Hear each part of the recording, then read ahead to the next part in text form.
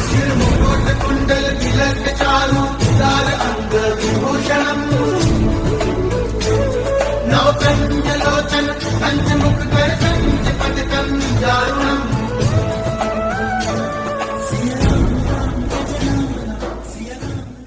महाराज जी के आज के विशेषांक में रक्षा सूत्र परिवार के सभी सदस्यों का हार्दिक स्वागत है। बाबा जी के भक्तों को राम राम। सभी भक्त मिलकर बोलो सीताराम। नीप करोरी गांव के लोग माँ से अलग से मिलने की इच्छा रखते। उझानी हाथरस आगरा के भक्त महाराज जी के समय से ही माँ से अपना नाता जोड़ते। महाराज जी के पुराने भक्तों से माँ विशेष प्रेम दर्शाती थी। माँ के सानिध्य में इन दर्शनों के मध्य महाराज जी के समय की लीलाओं का वर्णन सुनने को मिलता। भंडारे में आए सभी भक्तों को विदा करने के कुछ दिनों बाद माँ स्वयं भी कैंची धाम के लिए प्रस्थान करती।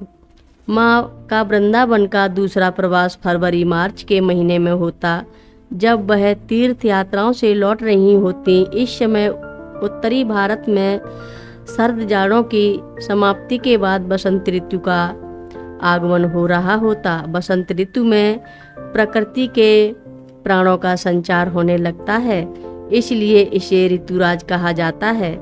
माँ के वृंदावन प्रवास की इस अवधि में मौसम अत्यंत अनुकूल होता, इसलिए माँ प्रतिदिन ब्रजधाम की छोटी छोटी यात्राएं किया करती, जिसका हम सबके लिए विशेष आनंद होता। माँ कभी गिरिराज गोवर्धन की परिक्रमा के लिए जाती, कभी बरसाना और नंदगांव की यात्रा होती और निधिवन सेवा कुंज के दर्शन के लिए जाती। इन यात्राओं में कुछ पुराने भक्तों के साथ माँ द्वारा महाराज जी के समय के संस्मरण भी साझा किए जाते। गोपेश्वर महादेव के मंदिर जाते हुए माँ एक दिन हमें वही निकट की एक धर्मशाला में ले गईं। माँ ने बताया कि वृंदावन आश्रम के बनने से पहले महाराज जी उसी धर्मशाला में रहते थे। बिहारी जी के दर्शन के लिए जाते हुए माँ ने वृंदावन की रास लीलाओं का वर्णन किया। अपने पहले के दिनों की याद करते हुए दोनों माँ बताती थीं कि महाराज जी के सेवा से निवृत्त होकर वे रास लीला देखने चली जाती थीं। इन चर्चाओं में माँ हरिदास बाबा, आनंदमयी माँ, अखंडानंद जी, उड़िया बाबा, जज बाबा का भी उल्लेख किया करती थीं। कुछ ही दिनों में होली का त्योहार भी आ जाता। ब्रज की होली का उत्सव केवल भारत ही नहीं पूरे विश्व में प्रसिद्ध है। पौराणिक कथाओं में भगवान श्री कृष्ण ब्रज के ग्वाल बाल और गोपियों की होली का सुंदर वर्णन किया गया है। होली में पूरा वृंदावन श्री राधा कृष्ण के प्रेम में झूम उठता है। आंवला एकादशी के दिन से वृंदावन की परिक्रमा शुरू हो जाती है और भजन कीर्तन गायकों की टोलियां अबीर गुलाब उड़ाते हुए चारों ओर घूमते हुए दिखाई पड़ते हैं। पूरे एक सप्ताह तक ब्रज में होली का उत्सव मनाया जाता है। महाराज जी के आश्रम का वातावरण भी होली के उल्लास से सराबोर हो जाता। सभी श्रद्धालु मंदिर में रंग बिरंगे गुलाल के बादल उड़ाते। कुछ भक्त मंदिर में ही बैठकर होली गायन करते और कुछ होली के उल्लास में नाचने लगते। धूलिप बंद के दिन माँ अंदर ही रहती। कुछ भक्त माँ के चरणों में थोड़ा सा गुलाल चढ़ाया करते। केवल एक दिन संध्या के समय अंधेरा होने के बाद माँ बांके बिहारी जी के मंदिर अवश्य जाया करती। होली पर दिन के समय में बिहारी जी के मंदिर में दर्शन करने जो भी जाते थे, उनके ऊपर धोती कुर्ता पहने 5-7 साल की उम्र के बालक सोने की पिचकारी से पलाश के फूलों का रंगीन पानी डाला करते। बिहारी जी के मंदिर में होली का रंग पड़ता बिहारी जी के साथ होली खेलने का प्रतीक माना जाता है। दोनों माँ बिहारी जी के दर्शन के बाद जब वापस आश्रम लौटती तो उनकी सफ़ेद धोती में गुलाबी और पीला रंग लगा दिखाई देता। माँ की छोटी सी कुटी को दर्शन कक्ष के नाम से माना जाता था।